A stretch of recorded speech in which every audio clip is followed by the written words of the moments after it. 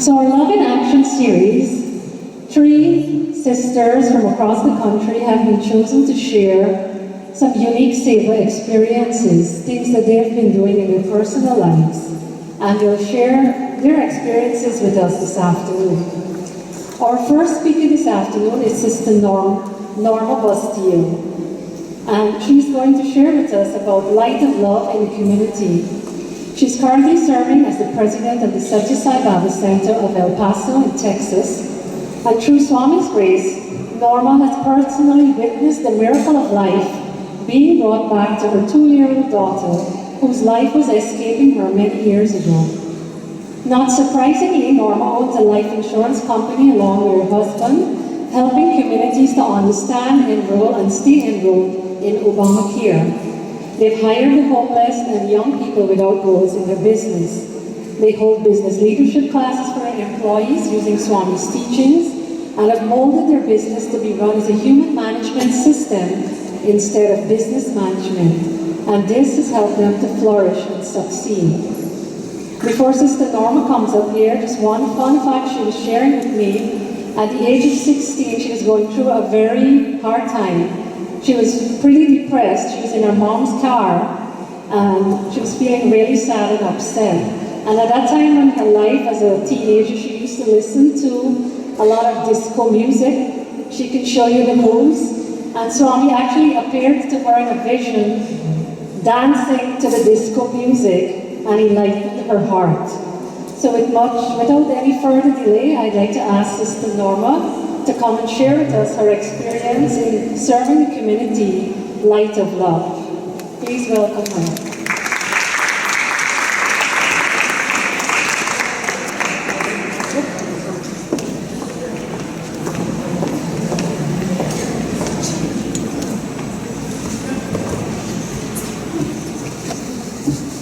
Hi, good afternoon, everyone.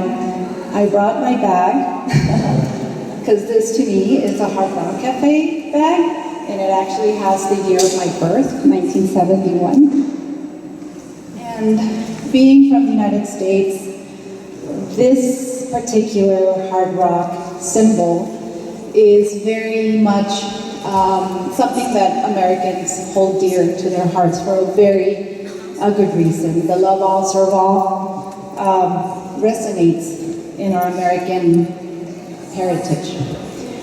So I want to share a particular song. I won't sing it, I'm just going to mention the title. It's actually a Christian song from Hillsong. Hillsong is the group, and it's called So Will I. And there's a lyric in it that says, when you speak, 1,000 failures disappear. When Sai Baba speaks, when God speaks, failures disappear. At the age of 16, my childhood, going up to teenage years at that time, I didn't have role models to really look up to. And I actually left the education system because I was very dissatisfied with the knowledge that I was receiving. In America, that's called dropping out of school. And I did such a thing. And that is the reason why I was feeling depressed. I didn't have, again, that I was searching for. I didn't find it in the schools. So I left. And that is when Swami came to my life. Now, Swami came to my life, but I didn't take his teaching seriously until I was 21. From 21 onward, I've been continuously to this age, which I am 49 now, taking his teachings every time I possibly can in everything that I do. So one can consider or think of my life kind of like failing, but there's no such thing, because in failing, that's practice to eventually succeed. So this idea of perfection in an imperfect world is completely irrational. There's no way one can be perfect in a human form. yet we are perfection in divinity. So, taking Swami's teachings, we, my husband, myself, together, because he, as you're hearing me, my life, his life, could also have been considered a failure. His teachings, Swami's teachings, which is what we're here to represent, his values, can be represented in everything that we do. It does not mean represent his form. When we are valuing his life, learning from his way of doing things, like he did in India, he created social programs, he created jobs, he gave himself to all of us with love. He united people together. It didn't matter what they were wearing. It didn't matter that they looked different. It didn't matter that they spoke different languages, that they prayed differently. What mattered was that inherent in every single one, there is divinity. And when we truly believe this, when we know for sure that this is what we are, there is no doubt that we will serve whoever comes in front of us, regardless as to what they're wearing. So, in our business, what we have done, Obamacare is one step to get us close to free healthcare. We're insurance agents, we realized, we need to get involved in this. We needed to hire people. So in hiring people, we considered, let's hire those that no one wants to hire. We hired people that were considered homeless. Well, not, to me, you're never homeless. You're on earth, it's God's home. But again, homeless. So we hired some of the individuals that were struggling, and we, through the example of love, they have to feel it. You can't talk to people about love. You talk to people about love, but you are not vibing it, you're not showing it, they know you're not real. So you have to give love. You have to be love. So if they come to you with tattoos, if they come to you with problems, if they come, whatever that may be that is different from you, you love them because they are you. And they will know and they will feel it. And by that example, they start to shine. Because everyone is God. I am God. I have no problem in saying it. I am God. And everyone here is God. And so when people come, and it's easy to say it to all of you because, God, we hear this constantly. But when you tell it to someone who's never heard it before, you have to be a little careful. But when you say it to them, you say it in you are a child of God. And you are here because He placed you here. You don't need anyone's permission to be yourself. And another thing that we do in terms of these leadership classes, she was mentioning them. In the leadership classes that we give is be yourself, because see, in being yourself, then you'll know what you're going to need to work on. But if you're not yourself, if you're attempting to imitate others' spirituality, way of wearing clothing, way of praying, way of whatever success you believe success is, you will not be able to analyze, honestly, who you are. And you will fail. But it's okay, right? Failure? Because in failure we succeed. So we make mistakes, that's fine. And eventually we understand, we learn, we become better. But if you're not being true to you, you are limiting your experience. We're on earth to learn what we need to work on. So we can't be afraid to be ourselves. There's a quick story I want to share because I don't have that much time. The young lady that melted my heart, her name is Priscilla Gamboa. And she's the reason why I decided to get back in growing our business. We had scaled back, and Obamacare, yes, but she was the main reason. Again, homeless, a little bit overweight, nobody wanted to hire her, she didn't have skills.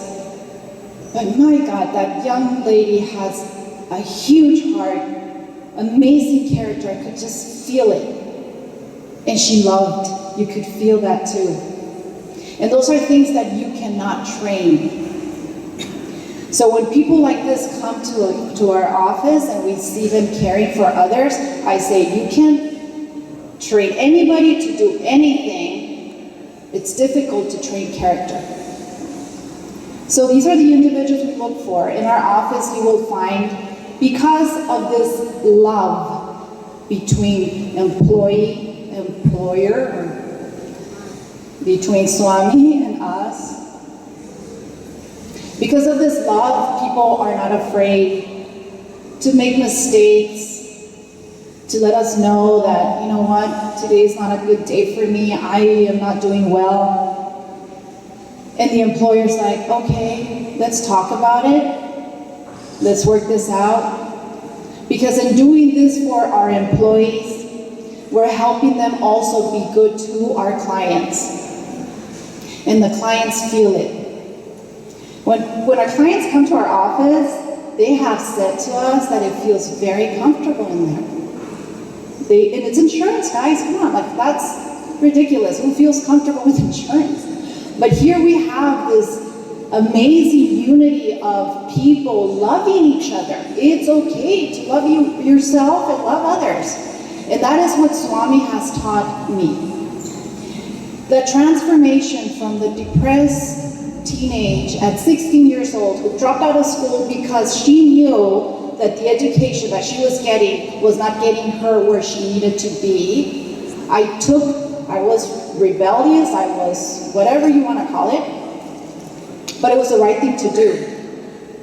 Back then I didn't know that, and I got criticized for it, and I felt down because I was following my heart, but I learned to stand up for my heart.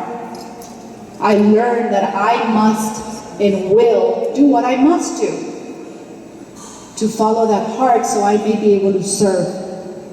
Because that's all this is about. We're not here to be served, we're here to serve.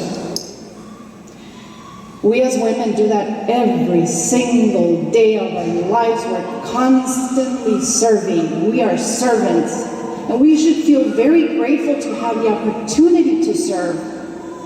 Grateful to be able to be in this amazing organization of service. I'm going to end just really quick with something that happened to me about a year ago. I got diagnosed with cancer. And I had to go through a very hectic experience. They took a lot of organs. They had told me I was going to have to do chemo. But I learned that I have to follow my heart. And then my heart said, no chemo. And my heart said, go to that doctor. And my heart said, do it this way and do it that way. Completely opposite from what doctors expect one must do to survive. So I went ahead and I did that. And I remember during this whole period, I was like, Swami, what's going on? Heart to heart, Swami comes and speaks to me. Which, by the way, I never went to India to see him. That's another wonderful thing. It's a magical thing. Swami actually came to me in many different forms. And so he said to me, you will be stronger after all this because we have a lot of work to do. And I said, yes, Swami. And that is what I'm basically here just to share with y'all. There's a lot of work for all of us to do. Every single one of us has a calling. Maybe there's a doubt. Maybe you don't know. I'm going to ask you, don't doubt. Be. Allow your being to be. Because when we walk into a room, that's who we are. Human beings. beings. We are be. Awareness, love, peace. All these things are within us. So that's pretty much what I wanted to share with all of you. I love you very much. And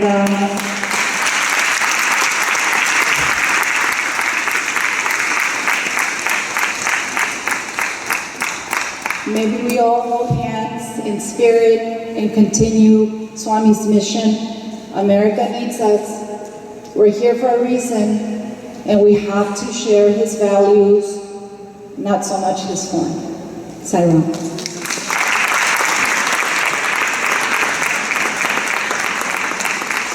What a wonderful way of showing us how to allow the light within to shine through, looking past the physical appearances and loving all and serving all at a whole different level. Our next speaker is Sister Radha. Sister Radha is going to share with us a project that's called Soul for Sai. She has been an ardent devotee of Shirdi Sai and got married into a family of Sathya Sai. And through her journey, she has learned to embrace Sai and his teachings. She has now led many service projects, including an EHV into a preschool and her sewing projects. I'll now welcome Sister Radha to share with you Soul for Sai.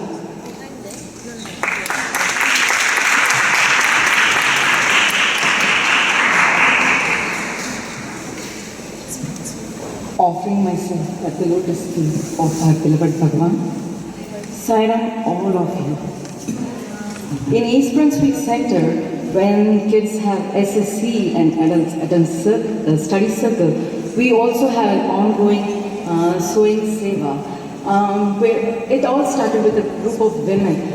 They learned how to do baby caps and they made baby quilts. Their dedication and their consistency and their persistency, it attracted a lot of women, and the projects they did attracted a lot of women, and it evolved into a huge group, working ladies group, where we are able to do various projects and help the people around in our society. We learn how to do baby caps, baby blankets, scarves.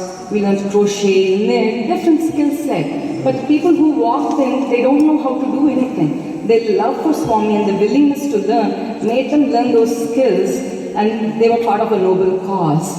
I asked, you know what motivates you to do seva? I asked my sisters, what motivates them to do seva? For some, they want to be a part of a noble cause. For others, it is like they have a nice feeling. When you do seva, you feel good about what you do. And a sister said, I know I love to crochet, I love to knit, I love to teach people, and whatever we make giving to a person who is in need, it actually makes her feel happy. And aunt was telling us, who is 60 years, she was telling, I'm thankful to one of the Sai sisters. She taught me how to do crocheting, knitting, and she thought at this age I can do something. Each has their own reason, but it's Swami's love that connects all of us, and with our unity, we were able to make a difference in someone's life. So there are a lot of things Swami says on service, and through his discourses, through his lessons, through people's experiences, we learn whatever he says and we try to apply wherever we go, even including sewing seva. When we make a baby blanket or a baby scarf, the material we chose is like recipient friendly, the texture, the quality of the product. And when the finishing, it should be really beautiful, because it's not given to a person who doesn't have or cannot afford things. It's an offering to Swami. We make sure each of these things are taken care. If we had to redo a blanket, we wouldn't hesitate. We would redo a blanket and make it as perfect as possible, because whatever we give in the name of Sai, it reflects our organization. When you do a good job, you say, oh wow, Sai Baba devotees came, they did an awesome job. When you do an average job, they say, Sai Baba devotees came, they did like this, they spoke like that. Our words, our actions reflect on our Sai organization. So when we do anything in the name of Sai, we always have an action point and watch what we do and how we conduct ourselves. And in this beautiful journey, Swami has given us a lot of experiences. I would like to share a couple of them with the respect of time we have. What we started was like a handful of women. It's like 25 people. Now it's going, we do workshops across in New Jersey. We teach other centers how to do these baby caps and all. And we also do workshops in retreats. So the purpose of the workshop at retreat is so that these skills, people take it to their centers and help their local communities. So during one year, it so happened that one person came with a bag of 50 caps, and they offered to the coordinator, and he was very pleased. Oh, these workshops are going well, people are making it to good use. He was happy. In the conversation with the lady, he realizes that the caps were made by her child who is autistic. And when we heard the story, how an autistic child was able to do those 50 caps, it made us feel so good, because we do miss a lot of program retreats. We have a lot of speakers coming from other side of the world, but we are here teaching people how to do a cap. And the beauty of this is, the little child, it's not only helping him for his fine motor skills, they're learning how to do a cap. He's doing his own sadhana, as well as he's making a difference in other child's life. And in the year 2015-16, the printer and publisher of Sathya Sai International Organization, he placed his annual report at the feet of, at the altar of Swami in Sundaram, and his in an envelope before he wants to take it to Prashanti Medium. The book, the envelope was fully smeared with a lot of vibhuti, and people were very happy that Swami has blessed this humble effort by the SSIO organizers, volunteers, leaders, and everything. And when I was reading that article, every sevak has a one yearning. At the end of the main objective of any seva is how we become closer to God. So like that, when I was looking at that article, the first thought comes to me, Swami, they're so blessed, Swami. And I was telling to myself, we are ladies, we are also doing something, Swami, in the name of seva. Did we ever please you? Did we ever make you happy? You know, it's an earning we all have. And with that thought, I don't know why, I didn't go through the report, and I was just asking him, and I just left it off. Days passed by, and after some time, one day I was catching up, after a few months I was catching up with a sister. She was in the middle of the conversation. She says, Radha, did you get to have a chance to look at the annual report? I said, no. Yeah, Swami blessed to Vibhuti and all for them. They're so lucky. And he says, I'm so happy to see a sewing project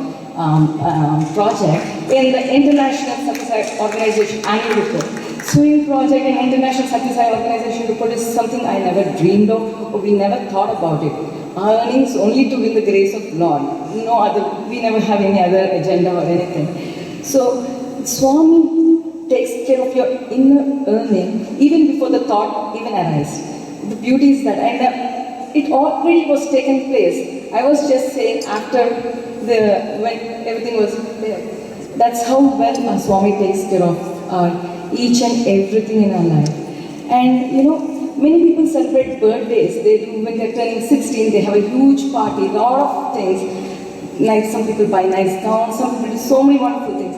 There are two girls in our center who decided to do 16 baby blankets for Swami. They learned how to do baby blankets, and they did baby blankets. You can see a lot of pictures of how our seva is done. And when we make something, we nicely wrap it up and give it. Like when it's during Christmas time, we wrap it up nicely and we label them as we give a gift for a friend, not like as a donation for another person. And I'll just go through the pictures and I can tell you how it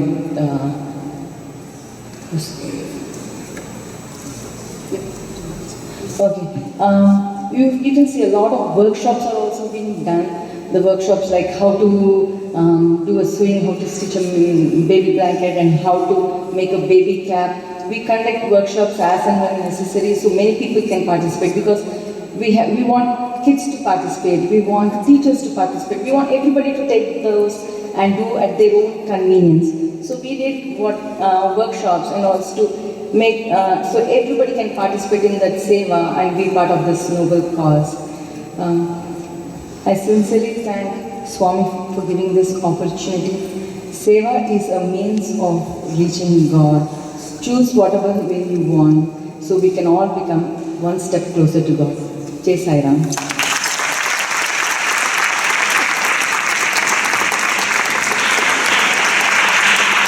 This is the perfect example of using the skills you already have to do service. You don't have to recreate the wheel. What an amazing way to take your skills, the skills in your center, into the society and make Swami happy. So thank you, Sister Radha. And I know few families moved from New Jersey, so I sent it to Orlando. They've taught our SSC class was sewing, and so we are also doing a little bit of sewing in the SSC program as well. Our next speaker is going to talk to us about Code Orange. Dr.Supriya is a board-certified general pediatrician working at a medical center in UCLA, and she's also an assistant clinical professor. Supriya recently completed her term as a regional-wide coordinator and is currently serving as a Region 8 Medical Assistant Director. She's even had the opportunity to serve in the Haiti disaster relief and often takes part in medical camps and serves in the General Hospital in Puttaparthi. Please welcome Dr. Supriya, Code Orange.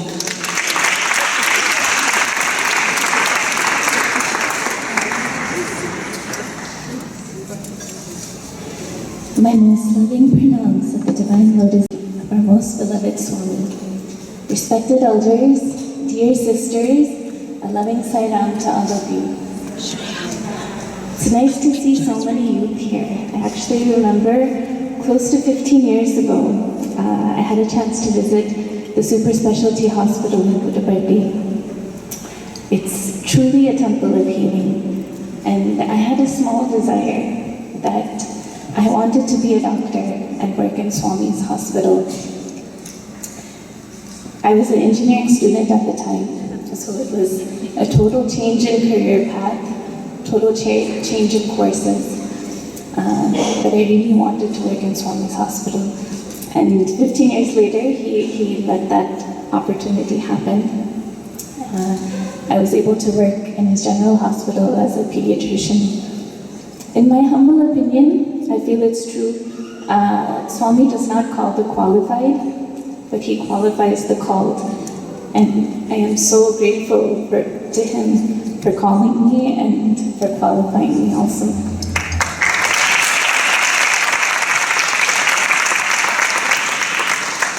Now, for those of you who haven't had a chance to visit Swami's hospitals, they are beautiful structures, temples of healing. You walk inside, every wall will have Swami's picture.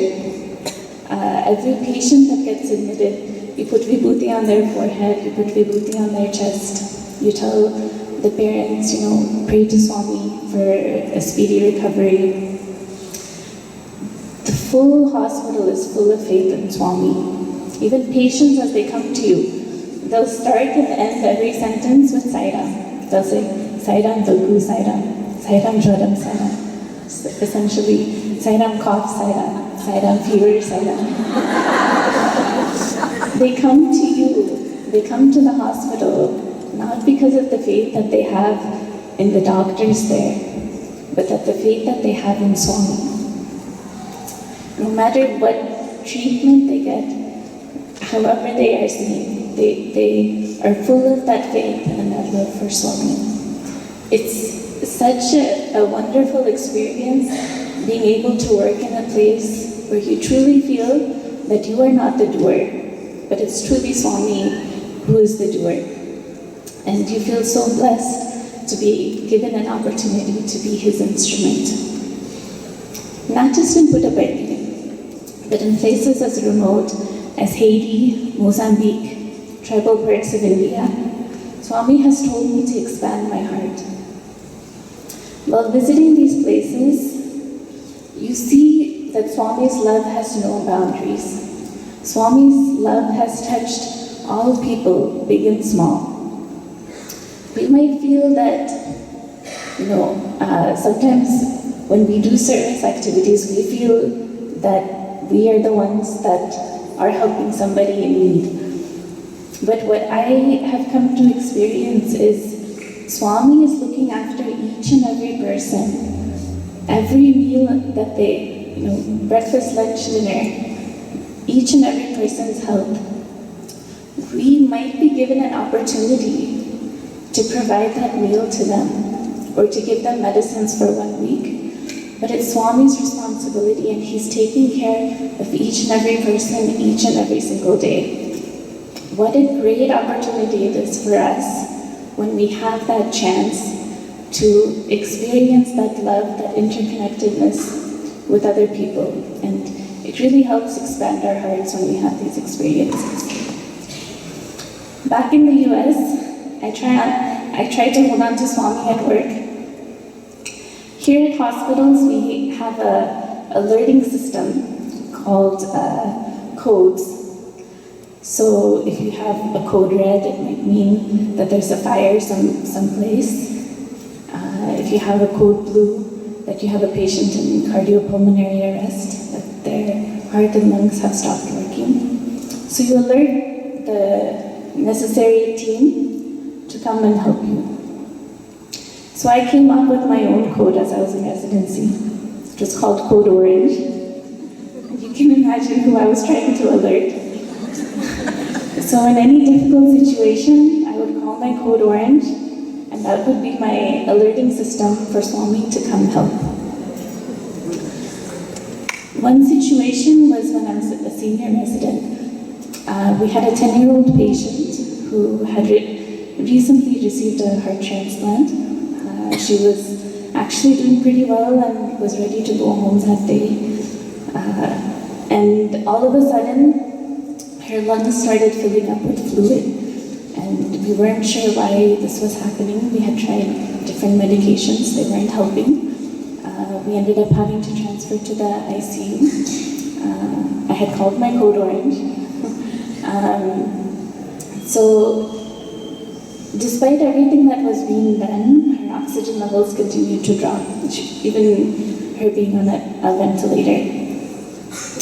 So I remember after we had turned over the care, I had other responsibilities and other patients that I had to move on to.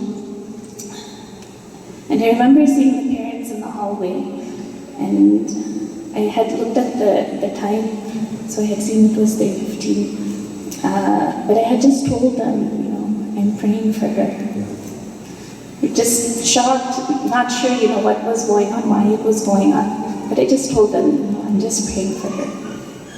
So I had to leave and go on with my other responsibilities. And the next day I show up, and I had spoken to one of my colleagues who was in the ICU, and I asked her about how this patient was doing. And she was like, oh, she's doing so much better. We took her off the ventilator, she was doing fine. So I was kind of curious, what was going on and how quickly she deteriorated and how quickly she improved. Was difficult to make sense.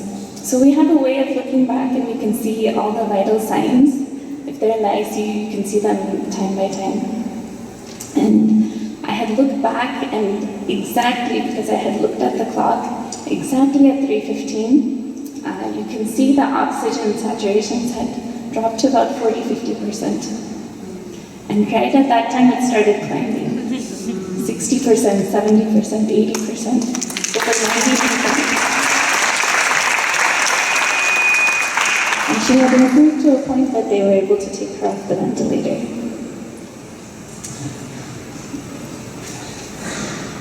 So you can see, when you pray for somebody with a pure heart, Swami does respond. I've called my Code Orange many times now. It's how I feel Swami, with me, especially during difficult times. I feel him always helping, keeping me calm, giving me clarity to work through any situation. In summary, what I've come to realize is that faith is stronger than medicine. He is the divine doer and is taking care of everyone. We should just allow Swami to work through us by remembering him. All we have to do is call out to him in our hearts. Whether it's Code Orange or any other call, he'll definitely respond. If you ask me what I can say about the words love in action, I would have to refer to an example given to me by my Bavisetty teacher, my SWC teacher, that has stuck with me. In the boiling waters of society, we should not be hard like a carrot that becomes very soft by the surroundings, nor should we be soft like an egg that becomes hard from the boiling water. We should be like the coffee bean that remains unchanged in nature, but spreads its essence to all that it touches. Swami, with his love, and has made us all coffee beans, and has empowered us to spread his love to the entire world. Can we rise to the challenge? Ji Sai Ram.